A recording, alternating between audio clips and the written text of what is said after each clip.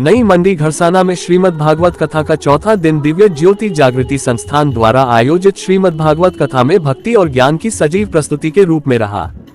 इस दिन की शुरुआत मोहन लाल शर्मा, भंवर लाल लखोटिया, शक्ति चंद बंसल और भवानी शंकर पेडीवाल परिवार द्वारा भागवत पूजन से हुई। यदि आप हमारे YouTube चैनल पर नए हैं तो कृपया चैनल को सब्सक्राइब करें ताकि आपको ऐसे और भी कार्यक्रमों की जानकारी मिलती रहे। कथा के मुख्य वक्ता संस्थान के संस्थापक एवं संचालक श्री आशुतोष महाराज जी की शिष्या भागवत भास्कर साध्वी भाग्यश्री भारती जी ने गजेंद्र प्रसन्न का वर्णन किया। उन्होंने इस प्रसंग को व्यक्ति के जीवन का प्रतीक बताते हुए समझाया कि जैसे गजेंद्र संसार के भोग विलास में लिप्त था, उसी प्रकार आज का मनुष्य भी जीवन के भौतिक सुखों और रिश्तों में डूबा हुआ है। लेकिन जब विपत्ति आती है तब कोई साथ नहीं देता, क्योंकि संसारिक रिश्ते स्वार्थ पर आधारित होते हैं।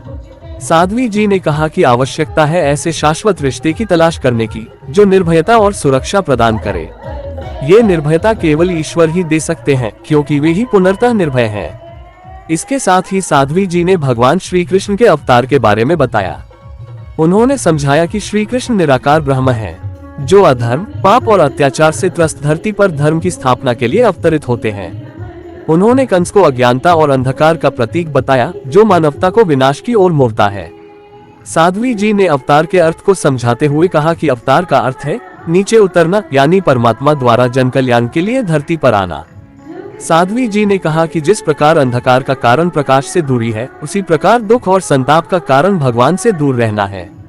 भगवान को वही जान सकता है जिसकी बुद्धि श्रद्धा से पूरित होती है और जो तत्व भाव से दिव्य दृष्टि प्राप्त कर अपने अंतःकरण में भगवान का दर्शन कर सकता है। कार्यक्रम का समापन प्रभु की पावन आरती के साथ हुआ।